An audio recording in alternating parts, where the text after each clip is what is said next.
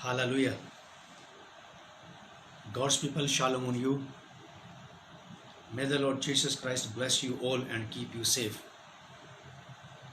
परमेश्वर का धन्यवाद करते हैं एक बार फिर से कि आप और मैं यहाँ हैं ऑनलाइन बाइबल स्टडी में क्राइस्ट मुक्ति द्वार फेलोशिप देहरादून इंडिया की तरफ से ऑनलाइन बाइबल स्टडी में आपका स्वागत है और हम दिल से आपका धन्यवाद करते हैं कि आप प्रभु के वचन में और ज़्यादा बढ़ें और यही हमारी प्रार्थना भी है आप लोगों के लिए। धन्यवाद करते हैं। धन्यवाद इस बात के लिए करते हैं पिता कि आपने हम में से हर एक को चुन करके अपने करीब आने का अवसर दिया है। आपका वचन बताता है कि पाने देता है ताकि वो तेरे आंगनों में वास करे और तेरे भवन में के उत्तम उत्तम दानों से तृप्त होने पाए, उत्तम पदार्थों से तृप्त होने पाए। आपका वचन इस बात को बताता है प्यारे पिता। धन्य है परमेश्वर जिसने हमें जीवितों की धरती पर जीवित रखा ताकि हम उसकी भलाइयों को देख नहीं पाए। आपका वचन बताता है कि प्रति भोर आपकी करुणा आपके डरवैयों पर, आपकी बात मानने वालों पर, आपसे प्रेम करने वालों पर, आपका भय मानने वालों पर, आपके मार्गों पर चलने वालों पर प्रभु नई होती रहती है। हम आपका धन्यवाद करते हैं और चाहते हैं पिता कि आज के वचन के माध्यम से हमसे बातें करें। पवित्र आत्मा जी वचन की गूढ़ गहरी रहस्यमयी बातों को सीखने, सुनने, समझने में सहायता करें ताकि एक भी बात इधर से उधर ना होने पाए। सारी बातें परमेश्वर के मन मुताबिक हों, वचन के अनुसार हों, कलीसिया की आत्मिक उन्नति के लिए हो और परमेश्वर की महिमा के लिए हो। दया करें पिता, इस प्रार्थना को सुने प्रभु यीशु मसीह नासरी के नाम से मांगते हैं, आमीन आमीन। Once again God's people, shalom on you. प्रभु यीशु मसीह आप लोगों को बहुत आशीष दे और संभाल करके रखे। हम लोग देख रहे हैं इफिसियों की पत्री, उसका 3 अध्याय। आज हमारा पार्ट 4 है, चौथा भाग। इफिसियों की पत्री 3रा अध्याय 11 पद से 13 पद तक, 11 पद से 13 पद का आज ये चौथा भाग है। और मैं एक बात आप लोगों के साथ शेयर करना चाहता हूँ, बताना चाहता हूँ आप लोगों को, आपके साथ बांटना चाहता हूँ। मेरे हृदय की बात है ये। हमेशा ही जब भी कभी मुझे कहीं पे भी कुछ भी बोलने और सिखाने का मौका मिलता है तो मैं परमेश्वर से ये प्रार्थना करता हूँ कि जो बीज मैं बो रहा हूँ ये एक ऐसा फल बने जिसमें बीज हो बहुत सारे, जिसमें बहुत सारे बीज हों। क्योंकि ये वाली बात मैंने बहुत साल पहले सीखी थी तो मैं आपको ही बता देना चाहता हूँ। मेरे साथ निकालिए आप 2 तीमुथियुस 2 अध्याय 2 पर। 2 तीमुथियुस 2 अध्याय 2 पर 98 में 99 में ये बात ब्रूस ग्राहम नाम के एक बाइबल टीचर थे, उनसे मैंने सुनी थी, सीखी थी। वो हमें सिखा रहे थे कुछ, तो उन्होंने ये वाली बात कही थी कि मैं ये चाहता हूँ कि जो मैं तुम्हें सिखा रहा हूँ तुम इस बात को सीख करके दूसरों को सिखाने वाले बन जाएं। इफिसियों की पत्री तो उन्होंने नहीं पढ़ाई थी, उन्होंने कुछ और पढ़ाया था, लेकिन ये वाली बात तब से मेरे दिमाग में 1998 से बैठ गई थी कि मेरे जीवन भर का प्रयास ये रहेगा कि जो बीज मैं बोऊं उसमें उस बीज के अंदर भी बोने के लिए बीज पाया जाए। मैं एक उदाहरण देना चाहता हूँ। जैसा कि परमेश्वर ने सेब बनाया, इसलिए नहीं बनाया सेब का फल, वो फ्रूट एप्पल को इसलिए नहीं बनाया इसको खा के ख़त्म कर दिया जाए। उसके अंदर बीज होते हैं छोटे छोटे, ताकि उस बीज से और सेब पैदा हो सके। अनार के अंदर अनार का बीज है, पपीते के अंदर पपीते का बीज है। ठीक वैसे ही उत्पत्ति की किताब में ऐसा लिखा है कि हर एक के अंदर उसकी अपनी जाति के अनुसार उत्पन्न करने के लिए बीज है। ये बात मुझे बहुत अच्छी लगती है। परमेश्वर का बड़ा धन्यवाद करता हूँ और अपने लिए मैं यही प्रार्थना करता हूँ कि आपने मुझे ऐसा फल बनाया जिसके अंदर बीज है, और जो बीज मैं बो रहा हूँ जब उनमें से फल पैदा होंगे तो प्रभु मेरी मदद करना कि वो फल भी बीज वाले हों, ताकि उनके द्वारा से भी और दूसरे फल उत्पन्न किए जा सकें। ये बात मैं आप लोगों के लिए कह रहा हूँ, जिन्हें मैं सिखाता हूँ। मैं उनसे ये चाहता हूँ, मैं उनके लिए प्रार्थना करता हूँ कि ये फलदायक फल बन जाए, फलदायक फल बन जाएं, ऐसे फल बन जाएं, ऐसा शिक्षा का फल इनके अंदर पैदा हो जिससे इस फल से दूसरे फल पैदा हो सकें। जो आप सीख रहे हैं आप इसे दूसरों को सिखाने वाले बन जाएं। बहुत ही अच्छी बात रहेगी, बहुत ही बेहतरीन बात रहेगी यदि आप लिखते रहेंगे। तो अगर लिखते रहेंगे तो ये चीज़ें आपको बहुत सहायता करेंगी। मेरे साथ निकालिए आप ऐसे ही देखने के लिए 2 तीमुथी चैप्टर 2 वर्स 2। इसे मैं 222 कहता हूँ। और प्रभु यीशु मसीह ने भी 2 ही 2 चेले करके भेजे, सिंगल नहीं भेजा यीशु मसीह ने। अगर आप में से कोई भी व्यक्ति सिंगल चल रहा है तो वो याद रखे, भले ही आप काम कर रहे हैं प्रभु का, लेकिन आप प्रभु की आज्ञा के मुताबिक नहीं चल रहे हैं। तीमुथियुस, दूसरा तीमुथियुस 2 अध्याय 2 पद, 222, आप लाइफ टाइम याद रखिएगा इसे। एक्सपेक्टेशन है ये परमेश्वर का आपसे और मुझसे। पौलुस का ये एक्सपेक्टेशन है अपने डिसाइपल से, मेरी भी ये चाह है आप लोगों से जिनको मैं सिखा रहा हूं। लिखा है, इसलिए है मेरे पुत्र, तू उस अनुग्रह से जो मसीह यीशु में है बलवंत हो जा। पहली आयत। दूसरी आयत में पौलुस तीमुथियुस को क्या कहता है, और जो बातें तूने बहुत से गवाहों के सामने मुझसे सुनी हैं उन्हें विश्वासी मनुष्यों को सौंप दे जो दूसरों को भी सिखाने के योग्य हो। जो दूसरों को भी सिखाने के योग्य हो।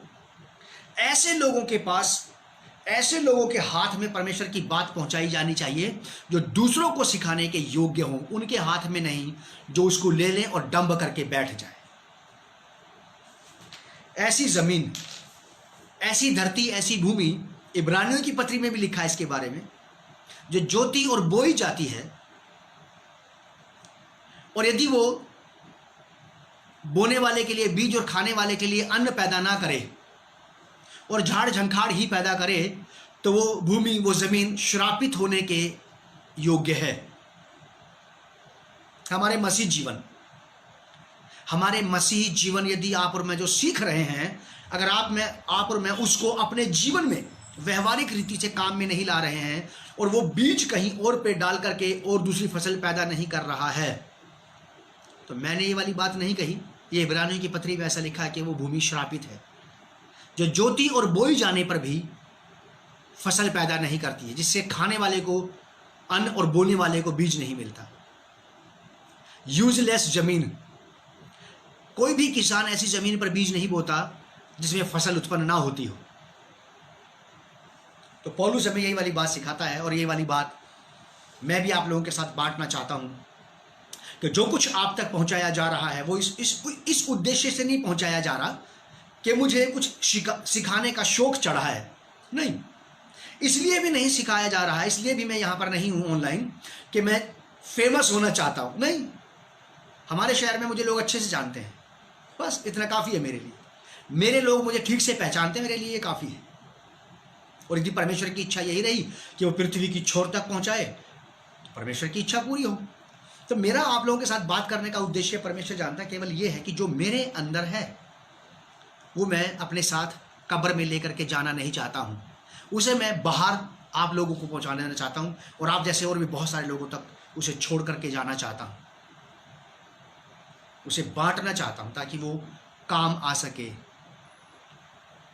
मेरे साथ निकालिए आप इफिसियों की पत्री, उसका 3 अध्याय, Ephesians chapter 3 verse from 11 to 13। इफिसियों की पत्री 3 अध्याय 11 पद से 13 पद तक, इसका कुछ हिस्सा हमने देख लिया था। पौलुस कलीसिया को कह रहे हैं उस सनातन मनसा के अनुसार जो उसने हमारे प्रभु मसीह यीशु में की थी। परमेश्वर ने जो प्री प्लान परमेश्वर के पास पहले ही से था, वो प्लान जो उसने प्रभु यीशु मसीह में पूरा करने के लिए अपने मन में ठान ली थी बात, परमेश्वर ने ये बात अपने मन में पूरी तरह से ठान ली थी कि ये वाली बात परमेश्वर पूरी करेगा, लेकिन यीशु मसीह के द्वारा, यीशु मसीह के माध्यम से। आज भी परमेश्वर अपनी इच्छा को, अपनी मनसा को बहुत सारी जिंदगियों में पूरा करता है, किसी ना किसी स्त्री पुरुष के द्वारा से, किसी ना किसी एक विश्वासी के द्वारा, किसी ना किसी एक मसीह शिष्य के द्वारा से। यहां लिखा ऐसा कि उस सनातन मनसा के अनुसार जो उसने हमारे प्रभु यीशु मसीह से की थी, जिसमें हमको उस पर विश्वास करने से साहस और भरोसे के साथ परमेश्वर के निकट आने का अधिकार है। परमेश्वर के निकट आने का अधिकार है। इसलिए पौलुस कहते हैं कि इसलिए मैं विनती करता हूं कि जो क्लेश तुम्हारे लिए मुझे हो रहे हैं उनके कारण साहस ना छोड़ो, क्योंकि उनमें तुम्हारी महिमा है। उस सनातन मनसा के अनुसार जो उसने, यानी कि परमेश्वर ने हमारे प्रभु यीशु मसीह में की थी मनसा, विचार। सनातन का मतलब होता है अल्फा एंड ओमेगा, शुरुआत और अंत। सनातन शुरुआत से ही, जगत की उत्पत्ति से पहले। बाइबल में कहीं ऐसा लिखा है, परमेश्वर का वचन बताता है कि तेरी माता के गर्भ में रचा जाने से पहले ही मैंने अपना चित्त तुझ पर लगाया। बाइबल में ऐसा लिखा है कि जगत की उत्पत्ति से पहले ही मैंने तुम्हें चुन लिया था अपने पूर्व ज्ञान के अनुसार। बाइबल में ऐसा लिखा है, प्रभु यीशु मसीह कहते हैं कि तुमने मुझे नहीं चुना बल्कि मैंने तुम्हें चुना है। और चुनाव हमारा इसलिए हुआ है कि हम परमेश्वर की बात को माने, उसकी आज्ञा का पालन करें। आपका चुनाव किसी और काम के लिए नहीं हुआ, उसकी बात को मानने के लिए हुआ है बस। क्योंकि संसार में बहुत सारे लोग हैं जो ईश्वर ईश्वर ईश्वर चिल्लाते रहते हैं, लेकिन वो उसकी आज्ञा नहीं मानते। आज ही सुबह जब मैं अध्ययन कर रहा था तो परमेश्वर का आत्मा मुझसे यही बात कर रहा था कि तुम्हारा चुनाव केवल इसीलिए हुआ है संजीव कुमार कि तुम उसकी बात को मानो। बस केवल उसकी बात को मानने के लिए मुझे लिया गया है। वरना बहुत सारे लोग दुनिया में ऐसे हैं जो परमेश्वर को जानते तो हैं, लेकिन सब ही उसकी बात नहीं मानते। और सब ही ऐसे भी नहीं जो उसकी बात मानते हैं। सारे के सारे उसकी बात का इनकार भी नहीं करते हैं और सारे के सारे उसकी बात को स्वीकार भी नहीं करते। लेकिन फिर भी इस संसार में से परमेश्वर ने आपको और मुझे इसलिए लिया है कि हम परमेश्वर की बात को माने। इसकी बात को माने कि हाँ, परमेश्वर पिता जो मनसा आपने हमारे लिए की थी, हम उस बात पर विश्वास करते हैं। हम आपकी बात को मान लेते हैं, हम आपकी आज्ञा का पालन करते हैं और इस बात को अपने जीवन में लागू करते हैं। लिखा है कि उस सनातन मनसा के अनुसार जो उसने हमारे प्रभु यीशु मसीह में की थी, जिसमें हमको उस पर विश्वास करने से साहस और भरोसे के साथ परमेश्वर के निकट आने का अधिकार है। हम में से हर एक उस व्यक्ति को जो परमेश्वर की मनसा पर विश्वास करता है। और परमेश्वर की मनसा इफिसियों की पत्री 1 अध्याय के 10 पद में है। Ephesians chapter 1 verse 10। मैंने आपको पहले ही दिन कहा था कि इफिसियों की पत्री 1 अध्याय 10 पद ये पूरी पत्री में घूमता रहेगा और ये आपको कहीं भी इस पूरी पत्री में किसी भी मोड़ पर आपको मिल जाएगा। लिखा है कि समयों के पूरे होने का ऐसा प्रबंध हो कि जो कुछ स्वर्ग में है और जो कुछ पृथ्वी पर है, सब कुछ वह मसीह में, वह यानी कि परमेश्वर मसीह में एकत्र करे, यूनाइट करे। सब चीजों को मसीह में यूनाइट कर ले, मसीह में एक कर ले। यह परमेश्वर की मनसा थी और इस मनसा को पूरा होने में सैकड़ों साल लगे। परमेश्वर को कोई नहीं मिला ऐसा, कोई परमेश्वर के पास ऐसा नहीं था यीशु मसीह के अलावा जिसको वो लेकर के सारी दुनिया के साथ अपना मेल मिलाप कर लेता। स्वर्ग की चीजें और पृथ्वी पर की चीजों को, दोनों को एक प्लेटफॉर्म पर ले आता, एक लेवल पर, एक स्थान पर, एक स्तर पर ले आता सबको। और वो सब कुछ पूरा हुआ केवल यीशु मसीह में। आज भी परमेश्वर ऐसे ही स्त्री पुरुषों को ढूंढ रहा है। आज भी परमेश्वर ऐसे ही आज्ञाकारी मसीह शिष्यों और शिष्याओं को ढूंढ रहा है, यीशु मसीह के समान अपने जीवन में पूरा कर सके। आज भी परमेश्वर तलाश करता है, बिलीवर्स में से भी और नॉन बिलीवर्स में से भी। परमेश्वर खोज में रहता है अच्छे मोतियों की, अच्छे डिसाइपल्स की, अच्छे आज्ञाकारी मसीह शिष्यों की। और जिसे परमेश्वर ईमानदारी से उसके काम में, जो उसने परमेश्वर ने किया दिया है उसको, उसमें लगा हुआ देखेगा, पाएगा, तो परमेश्वर उसको और ज्यादा काम में लगा देगा और अच्छे बेहतरीन काम में लगा देगा। परमेश्वर यीशु मसीह के माध्यम से परमेश्वर ने स्वर्ग की चीजों का, जो जिनसे हम अनजान थे, हम परमेश्वर से भी अनजान थे, ईमानदारी की बात, प्रभु यीशु मसीह के द्वारा से हमारा मेल परमेश्वर के साथ हुआ है। परमेश्वर का रहस्य मुझ पर बाद में खुला, यीशु मसीह का रहस्य मुझ पर पहले खुला था। मैंने पहले जगत के उद्धारकर्ता को जान लिया था और जब मैंने प्रभु यीशु मसीह पर विश्वास करके उसे अपना उद्धारकर्ता स्वीकार किया, तो वो प्रभु यीशु मसीह ने मुझे परमेश्वर से मिलाना शुरू किया। फिर सारी दुनिया परमेश्वर को जानती थी, शुरू से जानती थी, मैं भी जानता था। परमेश्वर है कोई परमेश्वर है कोई परमेश्वर, सबका मालिक एक है, कहते थे लोग ऐसा। लेकिन कैसे पहुंचा जाएगा वहां? प्रभु यीशु मसीह के माध्यम से, प्रभु यीशु मसीह के द्वारा। और जब यीशु मसीह से मुलाकात हुई, जब प्रभु यीशु मसीह को अपना व्यक्तिगत उद्धारकर्ता स्वीकार किया, प्रभु यीशु मसीह के साथ मुलाकात बढ़ती गई, तो प्रभु यीशु मसीह का सारा फोकस मुझे परमेश्वर से मिलाना और परमेश्वर को मुझ पर प्रकट करना था। बहुत सारे लोगों की अलग अलग विचारधाराएं हैं इसमें, मैं उनका नाम लेना नहीं चाहता हूं और ले भी सकता हूं। वो ये कहते हैं कि प्रभु यीशु मसीह ने कब ये वाली बात कही बाइबल में कि मैं परमेश्वर हूं और मेरी आराधना करो। मैं उन लोगों को ये कहना चाहता हूं, बताना चाहता हूं, मेरे प्रिय भाई, प्रभु यीशु मसीह संसार में अपने आप को प्रूफ करने के लिए नहीं आए थे। यीशु मसीह का उद्देश्य संसार में यह था कि परमेश्वर की तितर बितर संतानों को, परमेश्वर की तितर बितर संतानों को, परमेश्वर की बहकी भटकी हुई संतानों को, जो मनुष्य जाति है, इनको लेकर के परमेश्वर तक पहुंचा दे। तो यीशु मसीह ने अगर ये वाली बात नहीं कही पूरी बाइबल में कहीं पे भी कि मैं परमेश्वर हूं, मेरी आराधना करो, तो यीशु मसीह बहुत ही ज्यादा ईमानदार, वफादार और विश्वास योग्य, सच्चा और खरा व्यक्ति निकला परमेश्वर के प्रति, जिसने कि अपनी पूरी लाइफ में यह बात कभी नहीं कही लोगों को कि मेरी उपासना, मेरी आराधना करो। फिर भी लोग यीशु मसीह की उपासना और यीशु मसीह की आराधना इसलिए करते हैं क्योंकि वो यीशु मसीह का आदर करते हैं। और बाइबल पढ़ते पढ़ते उन लोगों को इस बात की जानकारी अपने ही आप मिल गई कि यीशु मसीह आराधना के योग्य है। उसने कही नहीं ये वाली बात कहीं पे भी, लेकिन वो है परमेश्वर। उसके अंदर परमेश्वर के सारे गुण, सारे लक्षण हैं। प्रभु यीशु मसीह बहुत ही ईमानदार, वफादार, विश्वास योग्य रहा अपने पिता के प्रति। ध्यान से सुनिए, बेहतरीन पुत्र था और बेहतरीन सेवक भी था। वो क्राइस्ट अपने पृथ्वी पर के दिनों में अपने पिता का आज्ञाकारी पुत्र भी था और पिता का आज्ञाकारी सच्चा सेवक भी था। तो परमेश्वर, जैसे कि हम लोग पढ़ते हैं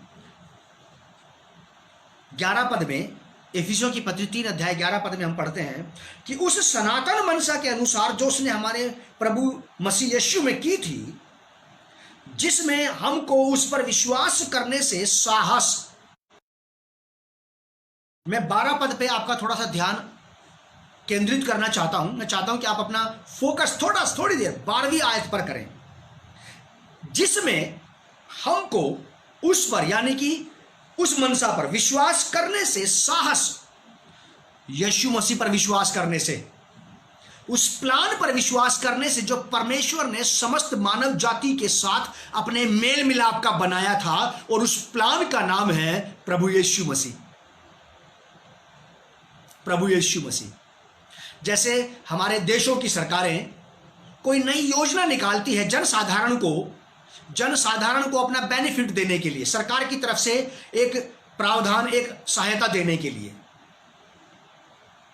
तो उस योजना का कोई नाम होता है, लेकिन वो योजना सरकार की होती है और वो योजना आपको सरकार के बेनिफिट तक पहुंचाती है। ठीक वैसे ही परमेश्वर सारी दुनिया के लिए बेनिफिशियल है, सारी दुनिया के लिए लाभकारी है परमेश्वर। और परमेश्वर के पास मनुष्य जाति के लिए बहुत सारे प्रावधान हैं लाभ के, लेकिन उन लाभ के प्रावधानों में, उन लाभ की बातों में कोई भी मनुष्य तब तक प्रवेश नहीं कर सकता है जब तक वो परमेश्वर की उस योजना को अपने जीवन में लागू ना करे। मैं आपको एक उदाहरण देना चाहता हूं। हमारे भारत देश में हमारी भारतीय सरकार ने एक कार्ड का निर्माण किया है, आयुष्मान कार्ड। मैं आयुष्मान कार्ड का प्रचार नहीं कर रहा हूं, मैं आपको उसके बारे में एक उदाहरण देके बात बता रहा हूं। आयुष्मान कार्ड भारतीय सरकार की तरफ से रिलीज किया गया है, प्रसारित किया गया है कि वो कार्ड उन लोगों के पास रहे जो जरूरतमंद है, ताकि वो अपनी बीमारी के समय पे उस कार्ड को लेकर के हॉस्पिटल में एडमिट हो जाएं, और उस कार्ड के माध्यम से अगर उनके पास पैसे नहीं भी हैं तो भी उनका ट्रीटमेंट चलता रहेगा, सरकार पे करेगी। अगर मान लीजिए कोई व्यक्ति आयुष्मान कार्ड के लाभ प्राप्त करना चाहता है और उसके पास आयुष्मान कार्ड नहीं है, उसने आयुष्मान कार्ड की योजना में तो शामिल होना चाहता है, लेकिन उसके प्रोसेस को, उसकी क्रिया को अपना करके उसमें शामिल नहीं हुआ, तो कैसे वो आयुष्मान कार्ड के लाभ ले सकता सरकार की इस योजना के? सरकार की किसी भी योजना का लाभ लेने के लिए हमें सरकार के बनाए हुए प्रोग्राम के अनुसार चलना होता है। परमेश्वर का कोई भी लाभ लेने के लिए दुनिया के किसी भी व्यक्ति को परमेश्वर के प्रोग्राम के अनुसार ही चलना पड़ेगा, और वो है प्रभु यीशु मसीह। विदाउट जीसस क्राइस्ट, बिना प्रभु यीशु मसीह के आप और मैं परमेश्वर से कुछ भी प्राप्त नहीं कर सकते हैं। यह बात परमेश्वर ने खुद ही ठहरा दी है। प्रभु यीशु मसीह ने खुद ही कहा कि जो कुछ पिता से मेरे नाम से मांगोगे वो सब मैं तुम्हारे लिए करूंगा। तो ये बड़ी मनसा थी, परमेश्वर की बड़ी योजना थी। 12वीं आयत में लिखा है कि इस पर विश्वास करके, यीशु मसीह पर विश्वास करके, प्रभु यीशु मसीह पर विश्वास करके, जिसमें हमको उस पर विश्वास करने से, उस मनसा पर, उस योजना पर विश्वास करने से दो चीजें मिलती हैं। क्या पहली बात हमें मिलता है? साहस, ब्रेवनेस, दिलेरी मिलती है हमें। ध्यान से सुनिए आप, प्रभु यीशु मसीह पर विश्वास करने से आपको दो बिगेस्ट चीजें मिल रही हैं यहां पे। पहली बात, आपको साहस मिल रहा है, हिम्मत और हौसला आपको मिल रहा है। आप बनाए जा रहे हैं फियरलेस, निर्भय बनाए जा रहे हैं। आपको डर से बाहर निकाला जा रहा है, आपको साहसी बनाया जा रहा है। दूसरी बात, और भरोसे के साथ, दूसरी बात, आपको भरोसा दिया जा रहा है। दो बातें आपको प्रभु यीशु मसीह पर विश्वास करने से मिलेंगी, साहस और भरोसा, और ये दोनों चीजें आपको बड़ी आसानी से सर्वशक्तिमान परमेश्वर तक पहुंचा देंगी। आपके अंदर साहस है, आपको पता है कि जब मैं परमेश्वर के पास जाऊंगा तो मैं वहां से निकाला नहीं जाऊंगा। क्या बात, बहुत ही बढ़िया। एक व्यक्ति जब प्रभु यीशु मसीह पर विश्वास करता है, प्रभु यीशु मसीह पर विश्वास करके वो परमेश्वर के राज्य में प्रवेश करता है, तो उसको इस बात का कॉन्फिडेंस होता है कि मैं वहां से खदेड़ नहीं दिया जाऊंगा, परमेश्वर मुझे वहां से कास्ट आउट नहीं कर देगा, निकाल नहीं देगा, भगा नहीं देगा, परमेश्वर मुझे वहां से खदेड़ नहीं देगा। बिल्कुल नहीं, साहस है मेरे पास, मैं हिम्मत करके उसके पास जाता हूं। जैसा कि इब्रानियों की पत्री में लिखा है कि हम उद्धारकर्ता और सिद्ध करने वाले प्रभु यीशु मसीह की ओर ताकते रहें, ताकि हमें आवश्यकता के समय पे वो अनुग्रह मिले जो परमेश्वर से हमारी सहायता करवा सके। प्रभु यीशु मसीह पर विश्वास करने से आपको साहस मिलेगा परमेश्वर के सिंहासन के करीब जाने का, परमेश्वर की धार्मिकता में, उसकी पवित्रता में प्रवेश करने का। आपकी अयोग्यताओं के बावजूद भी, आपकी डिसएबिलिटी के बावजूद भी आपको मौका मिलेगा परमेश्वर के सामने पहुंचाए जाने का। यह साहस मिल जाएगा आपको, आपके अंदर एक दृढ़ निश्चय आ जाएगा कि प्रभु यीशु मसीह जिसने मेरे अधर्म, अपराध, पाप, रोग, शोक, संताप अपने ऊपर उठा लिए, प्रभु यीशु मसीह जिसने मेरे पापों और श्रापों को अपने ऊपर उठाया, क्रूस पर अपना बलिदान दिया है, वो यीशु मसीह मेरा उद्धार करता है और मैंने उसी यीशु मसीह पर अपना भरोसा जताया है। वो यीशु मसीह पर विश्वास करना आपके अंदर एक साहस पैदा करेगा, दिलेरी पैदा करेगा परमेश्वर के सिंहासन के करीब जाने के लिए। दूसरी बात, और आपके अंदर भरोसा पैदा कर देगा कि आप परमेश्वर के करीब जा सकते हैं। आपको ब्रेव बनाएगा और आपके अंदर एक फेथ, एक कॉन्फिडेंस पैदा कर देगा। दो बिगेस्ट बातें आपको मिल जाएंगी, साहस और भरोसा। बहुत सारे लोगों को हिम्मत नहीं पड़ती परमेश्वर के करीब जाने की। बहुतों को भरोसा नहीं होता इस बात का कि आप परमेश्वर से एक साधारण व्यक्ति, एक साधारण स्त्री पुरुष जो अपनी रोजमर्रा की आवश्यकताओं को पूरा करने के लिए अपने दिन भर का 80% हिस्सा खर्च कर देता है, अपने परिवार की दिन भर की जरूरतों को पूरा करने के लिए एक काम में लगा रहता है। यह व्यक्ति, ये स्त्री पुरुष कैसे बड़ी आसानी से परमेश्वर के सामने पहुंच सकता है, उस सर्वशक्तिमान परमेश्वर के सामने जो सारी सृष्टि, सारी दुनिया का रचयिता है। यही तो अद्भुत बात है। यही बातें हैं जो अद्भुत हैं और यीशु मसीह में पूरी होती हैं। बस यीशु मसीह में पूरी होती हैं। लिखा है कि जिसमें हमको उस पर, यानी कि उस मनसा पर, यीशु मसीह पर विश्वास करने से साहस और भरोसे के साथ परमेश्वर के निकट आने का क्या मिला आपको? तीसरी बिगेस्ट बात, अधिकार। Now we have a right to meet with God. अब हम परमेश्वर के साथ मिल सकते हैं, इसका मेरे पास राइट है, लीगल राइट है मेरे पास। और वो लीगल राइट क्या है? क्राइस्ट द लॉर्ड जीसस, मसीह यीशु जो प्रभु है, बिगेस्ट बातें हो गई। अब ये अधिकार, आपको अधिकार मिल गया है उसके पास आने का, साहस मिला है, आपको संकोच करने की जरूरत नहीं है। भरोसा रखिए, आप विश्वास रखिए कि आप वहां पहुंचाए गए हैं। और तीसरी बात, आपके पास राइट है, एक अधिकार है आपके पास। अब आप ये परमेश्वर के राज्य में अब आप अधिकार के साथ प्रवेश कर रहे हैं। अधिकार है, लेकिन इसके साथ साथ आपको मुझे सभ्यता से परमेश्वर के राज्य में प्रवेश करना है, आदर के साथ, आनंद के साथ। लिखा है कि और अधिकार है। 3 अध्याय 12 पद को आप याद रखिएगा कि आपके पास अधिकार है। 3 अध्याय 12 पद में 3 चीजें आपके पास मिलती हैं प्रभु यीशु मसीह पर विश्वास करने से। पहली बात, आपको साहस मिल जाएगा, आपके अंदर से डर और संकोच खत्म हो जाएगा। दूसरी बात, आपके ऊपर आपको भरोसा दिया जाता है, आपके अंदर से संदेह, शक खत्म हो जाएगा कि परमेश्वर मिलेगा या नहीं। तीसरी बात, आपको राइट दिया गया है, लीगल राइट दिया गया है, अधिकार दिया गया है कि आप परमेश्वर के पास जा सकें, आप परमेश्वर के पास जा सकें। यहां लिखा है ऐसा। अधिकार के बारे में कुछ बताना चाहता हूं आपको। अधिकार का यूनानी भाषा में जो अर्थ है वो है पेरोसीमा। पेरोसीमा यूनानी भाषा का शब्द है, यूनानी भाषा का शब्द है पेरोसीमा, जिसका मतलब है निसंकोच, निडर होकर के। आपको खुली छूट मिल गई है, खुली छूट मिल गई है, आपको खुली छूट मिल गई है, आपको निसंकोच आप वहां तक जा सकते हैं, बड़ी आसानी से, बड़ी आसानी से जा सकते हैं आप वहां तक, बहुत ही आसानी से, क्योंकि बाइबल ऐसा बताती है। मेरे साथ निकालिए आप यूहन्ना की इंजील, उसका 10 अध्याय 10 पद, 10 अध्याय निकाल लीजिए। गॉस्पेल ऑफ जॉन चैप्टर 10,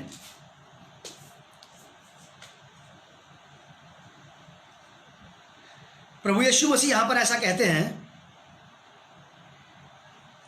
कि मेरी अपनी भेड़ों के बारे में 12 पद में लिखा है कि मजदूर जो ना चरवाहा है और ना भेड़ों का मालिक है, भेड़िए को आता हुआ देखकर भेड़ों को छोड़कर भाग जाता है और भेड़िया उन्हें पकड़ता और तितर बितर कर देता है। वह इसलिए भाग जाता है कि वह मजदूर है और उसको भेड़ों की चिंता नहीं। अच्छा चरवाहा मैं हूं, मैं अपनी भेड़ों को जानता हूं, मेरी भेड़ें मुझे जानती हैं, जैसे है और मैं पिता को जानता हूं। देख रहे हैं आप, जैसे प्रभु यीशु मसीह पिता के साथ मेल मिलाप रखता है, वैसे प्रभु यीशु मसीह ने उन भेड़ों का, आपका और मेरा भी मेल मिलाप परमेश्वर से वैसे ही करवा दिया। और मैं भेड़ों के लिए अपना प्राण देता हूं। 16वीं आयत, मेरी और भी भेड़ें हैं जो इस भेड़शाला की नहीं है, मुझे उनका भी लाना अवश्य है। वे मेरा शब्द सुनेंगी, तब एक ही झुंड और एक ही चरवाहा होगा। पिता इसलिए मुझसे प्रेम रखता है कि मैं अपना प्राण देता हूं कि उसे फिर ले लूं। कोई उसे मुझसे छीनता नहीं, वरन मैं उसे आप ही देता हूं। मुझे उसे देने का भी अधिकार है और उसे ले लेने का भी अधिकार है, और यह आज्ञा मुझे मेरे पिता से मिलती है। प्रभु यीशु मसीह यहां पे एक बात कहते हैं, मैं उन्हें अनंत जीवन देता हूं। 27 पद में, 27 पद में प्रभु यीशु मसीह कहते हैं कि मेरी भेड़ें मेरा शब्द सुनती हैं और मैं उन्हें जानता हूं और मेरे पीछे पीछे चलती हैं, और मैं उन्हें अनंत जीवन देता हूं। वे कभी नष्ट ना होगी और कोई उन्हें मेरे हाथ से छीन ना लेगा। मेरा पिता जिसने उन्हें मुझे दिया है वह सबसे बड़ा है और कोई पिता के हाथ से उन्हें छीन नहीं सकता। मैं और पिता एक हैं। प्रभु यीशु मसीह ये वाली बात कहते हैं। फिर वो ये भी कहते हैं कि मेरी भेड़ें जो मेरे पीछे आती हैं, कह रहे वो अंदर बाहर आया जाया करेंगी, वे अंदर बाहर आया जाया करेंगी। जो भेड़ें प्रभु यीशु मसीह के पास रहेंगी, प्रभु यीशु मसीह उनको अंदर और बाहर, ये परमेश्वर के राज्य की, स्वर्ग की बात कर रहे हैं। यहां साफ शब्दों में लिखा 12वें पद में, और इफिसियों की पत्री 3 अध्याय का 12 पद, जिसमें हमको उस पर विश्वास करने से साहस और भरोसे के साथ परमेश्वर के निकट आने का अधिकार है। इसका यूनानी भाषा में अर्थ बनता है पेरोसीमा। पेरोसीमा का मतलब है निसंकोच, बेधड़क, बिना किसी रुकावट के, बिना किसी बाधा अड़चन के, बिना किसी परमिशन के आपको हमारे घर आने के लिए या मुझे आपसे मिलने के लिए फोन करना पड़ता है सुबह, क्या आज शाम को आपसे मुलाकात हो सकती है? आप या तो हाँ कहेंगे या ना कहेंगे। ऐसे ही मैं भी, अगर आप मुझसे मिलना चाहते हैं तो आपको पहले अपॉइंटमेंट लेना पड़ता है, मुझे आपसे अपॉइंटमेंट लेना पड़ता है कि क्या आज मुलाकात हो सकती है, कि नहीं आज नहीं मिल पाएंगे, आज मैं बिजी हूं, कहीं जा रहा हूं। या मैं आपको बोल दूंगा नहीं मैं आज नहीं मुलाकात कर पाऊंगा, मैं आपसे कल मिलूंगा, आज मैं बिजी हूं। समझ रहे आप बात को? हमें किसी के घर जाने के बावजूद भी डोर बेल बजानी पड़ती है, क्या मैं अंदर आ सकता हूं? आपके फास्ट फ्रेंड के घर में जाकर के आपको गेट पे थोड़ी देर इंतजार करना पड़ता है बेल बजाने के बाद। बेहतरीन से बेहतरीन रिश्तेदार के घर, बेहतरीन से बेहतरीन दोस्त के घर जाने से आपको इंतजार करना पड़ता है गेट पे खड़ा होकर के बेल बजाने के बाद। और बेल का मतलब यह होता है कि क्या मैं अंदर आ सकता हूं। देखिए क्या बेहतरीन बात है कि यहां पे ये वाली बात आप और मुझ तक पहुंचा दी गई। निसंकोच आप और मैं स्वर्ग में एकदम एंटर कर सकते हैं। प्रभु मैं आ गया हूं, प्रभु मैं आ गई हूं। पेरोसीमा अधिकार है आपके पास। किसी भी दोस्त के घर में बिना बेल बजाए घुसने का अधिकार हमारे पास नहीं है। अच्छे से अच्छे दोस्त के पास एकदम दरवाजा खोलते उनके यहां एंटर करने का हक हमारा नहीं है। अगर कभी ऐसा कर दिया किसी ने तो आपको वहीं पे समझाया जाएगा फिर कि आपको ऐसा नहीं करना चाहिए। लेकिन जब आप जैसे परमेश्वर के पास एंटर करते हैं आपको कुछ समझाया नहीं जाता, आपको रिसीव किया जाता है, आपको स्वीकार किया जाता है। बस कितनी बड़ी बात है। जो अधिकार प्रभु यीशु मसीह ने आपको और मुझे दिया है, ये अधिकार आपको और मुझे दुनिया में कोई नहीं दे सकता। कोई भी, आपका फास्ट फ्रेंड भी आपको नहीं कह सकता कि आप दिन में रात में कभी भी दरवाजा खोल के घुस जाए हमारे बेडरूम में। कभी नहीं कहेगा वो आपको ये वाली बात, कभी भी नहीं कहेगा। मैं भी नहीं कह सकता हूं ये वाली बात किसी को, आप भी नहीं कहेंगे किसी को ये वाली बात। ये जरूर कह सकते हैं ब्रदर आप कभी भी किसी भी टाइम आ सकते हैं, आप आइएगा, जरूर आपका स्वागत है। लेकिन यहां पे जितनी फ्रीडम है उतनी फ्रीडम वहां पे नहीं है, उतनी आजादी वहां नहीं है जितनी आजादी यहां है। यहां पे लिखा है 12वीं आयत में, उसमें यानी कि यीशु मसीह में, जिसमें हमको उस पर विश्वास करने से साहस, ऐसी हिम्मत, ऐसा हौसला। कभी कभी किसी से मिलने के लिए संकोच होता है, कभी कभी किसी को फोन करते हुए संकोच होता है, वो उठाएगा कि नहीं उठाएगा, वो बात करेगा कि नहीं करेगा, वो मिलेगा कि नहीं मिलेगा, वो घर में बुलाएगा कि नहीं बुलाएगा। लेकिन परमेश्वर के साथ आपको बात करने के लिए ऐसा साहस होता है, आपको पता कि मैं बैठूंगा और बैठते मेरे तार उसके साथ जुड़ जाएंगे। क्या बेहतरीन साहस है आपके पास। 24 आवर्स, 24 घंटे के छोटे से छोटे क्षण में भी आप किसी भी वक्त सड़क पे चलते फिरते, उठते बैठते, टॉयलेट बाथरूम में, आप कपड़े धोते नहाते, शू पॉलिश करते हुए, कुछ भी करते हुए, किसी दोस्त के साथ बात करते हुए, आप अपनी गाड़ी चलाते हुए भी कह सकते हैं प्रभु मैं आपसे प्रेम करता हूं।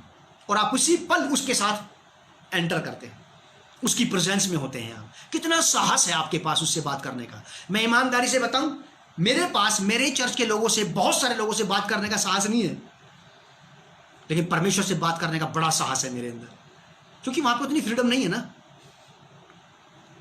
परमेश्वर के पास फ्रीडम है, ऐसे ही आपके साथ भी है। बहुतों को मुझसे बात करने का साहस नहीं है, लेकिन परमेश्वर से बात करने का बड़ा साहस है।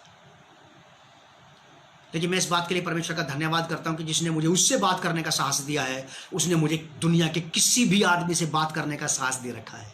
मैं किसी से भी बात कर सकता हूं, बस मुझे वह भाषा समझ में आना चाहिए, उसे मेरी भाषा समझ में आना चाहिए। बस मुझे बात करना आता है, साहस जुटाना आता है मुझे, कि परमेश्वर ने मुझे साहस दिया है। यीशु मसीह पर विश्वास करने से आपको साहस और भरोसा दिया गया है।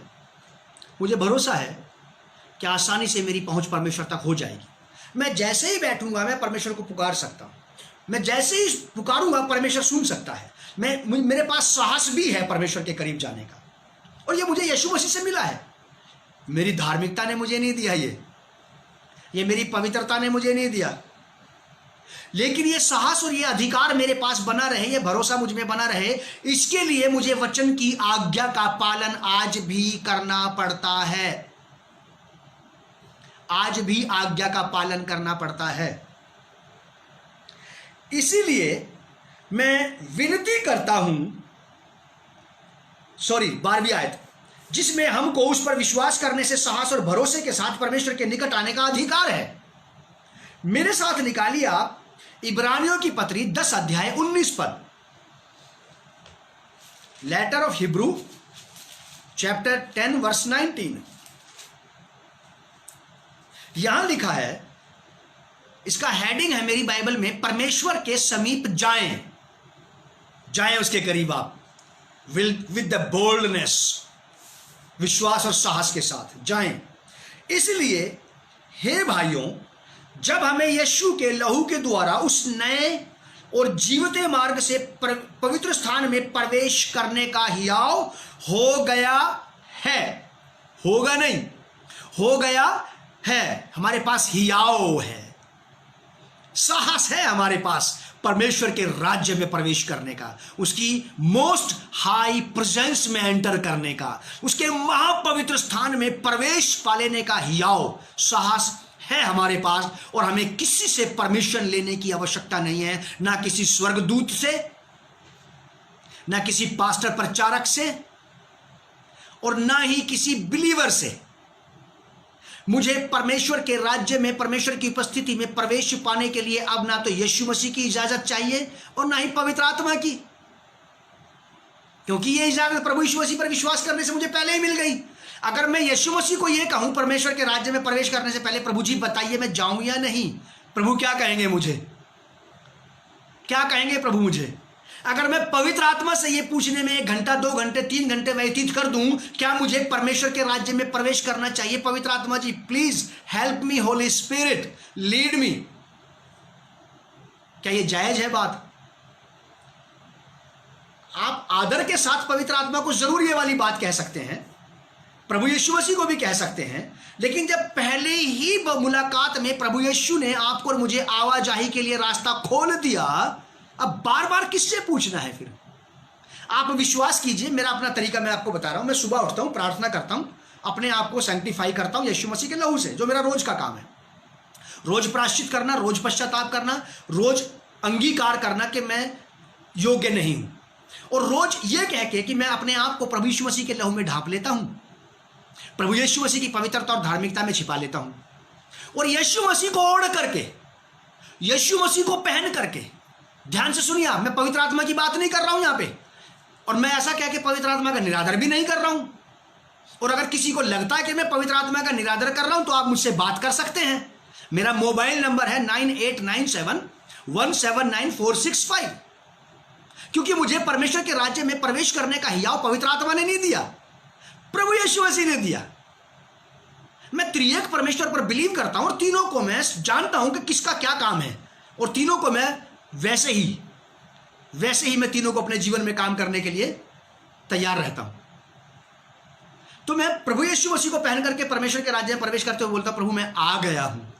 ईमानदारी की बात, बैठते ही मैं यही कहता हूं, प्रभु मैं आ गया हूं, मैं आ गया हूं, क्योंकि मुझे इजाजत है, मुझे साहस है, मुझे भरोसा है।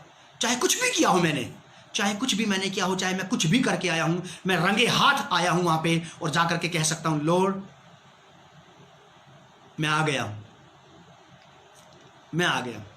यहां लिखा है इब्रानियों की पत्री 10 अध्याय के 19 पद में, इसलिए हे भाइयों, जब हमें यीशु के लहू के द्वारा उस नए और जीवते मार्ग से पवित्र स्थान में प्रवेश करने का हियाव हो गया है, यीशु मसीह के लहू के द्वारा, पवित्र आत्मा के लहू के द्वारा नहीं। और बहुत सारे विश्वासियों को मैं ये कहते हुए सुनता हूं कि परमेश्वर के लहू के द्वारा, परमेश्वर के लहू के द्वारा भी नहीं मेरे प्रिय। आपको समझना पड़ेगा, परमेश्वर से बात करते समय परमेश्वर की बातें, और यीशु मसीह से बात करते समय यीशु मसीह की बातें, और पवित्र आत्मा से बात करते समय पवित्र आत्मा की बातें। तीनों एक हैं, तीनों एक हैं, लेकिन तीनों आपस में एक दूसरे के काम में कोई इंटरफेयर नहीं करते।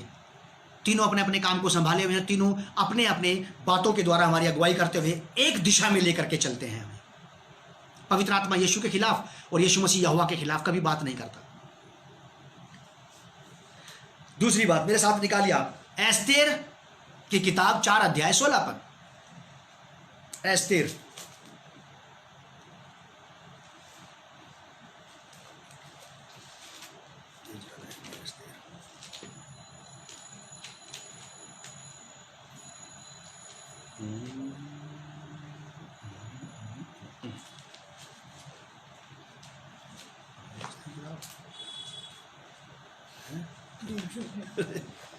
आज तो हम भी गड़बड़ा गए।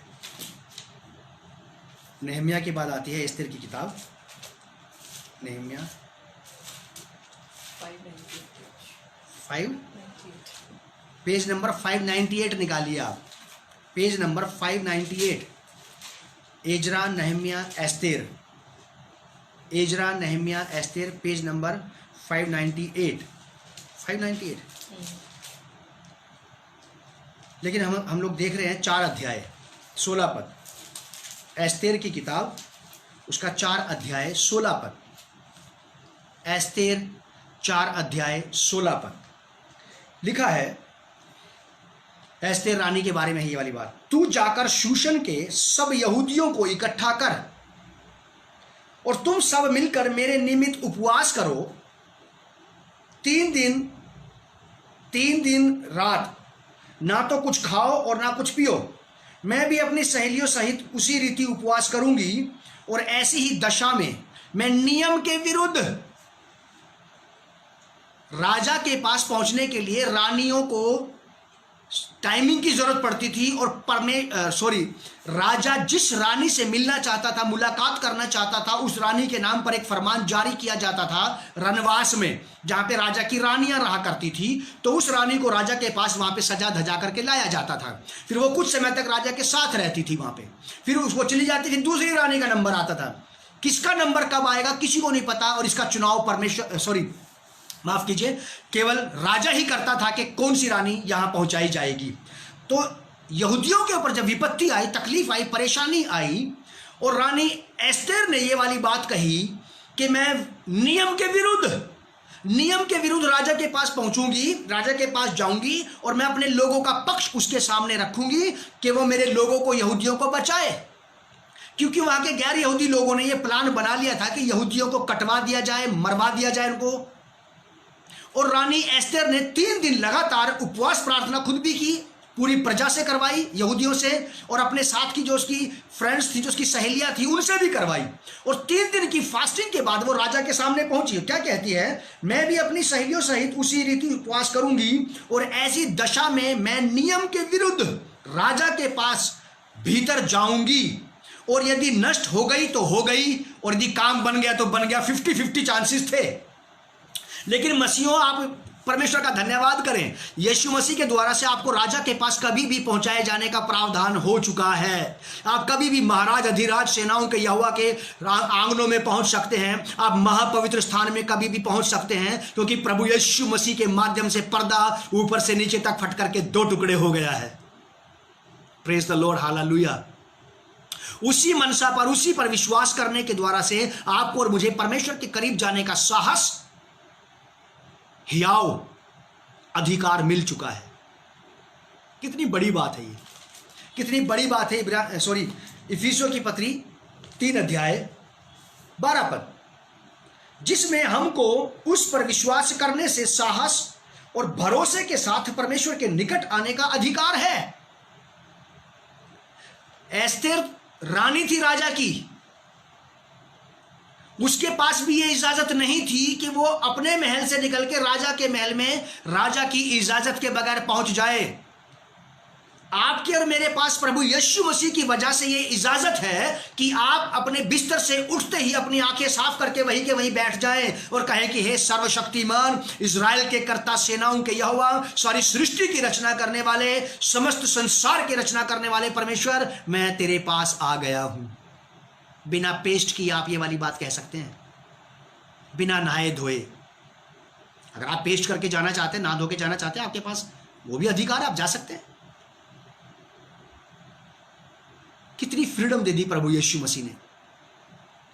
कलीसिया को पौलुस ये बात सिखा रहे हैं, इफिसियों नगर की कलीसिया को, कि हम अन्य जातीय लोग जो विश्वास में आ रहे हैं, कितना बेहतरीन, कितना बढ़िया रास्ता प्रभु यीशु मसीह ने खोला है। प्रभु यीशु मसीह पर ही विश्वास करने के द्वारा से आप और मैं वहां तक पहुंचते हैं। और ये शिक्षा आपको इसीलिए बताई जा रही है मेरे प्रिय, कि आप इसे अपने जीवन में लागू करें, इसे जिएं और दूसरों को भी बताएं। बीज आपके अंदर है दूसरे फलदायक बीज उत्पन्न करने के लिए। प्रभु आपको बहुत आशीष दे और संभाल के रखे।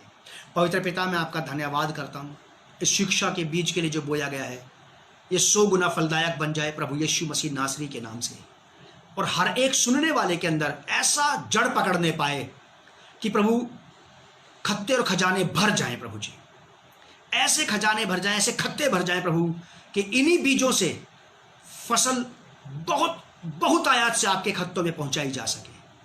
इस वचन के बीज को आप सफलता दें, कामयाबी दें और इसे आशीष दें कि ये फले फूले और बढ़ता चला जाए। और दूसरा तीमुथियुस 2 अध्याय का 2 पद इन सबों के और मेरे जीवन में भी लगातार ऐसे ही पूरा होता रहे। प्रभु यीशु मसीह के नाम से मांगते हैं, आमीन। Praise the Lord and church of Christ once again shalom on you.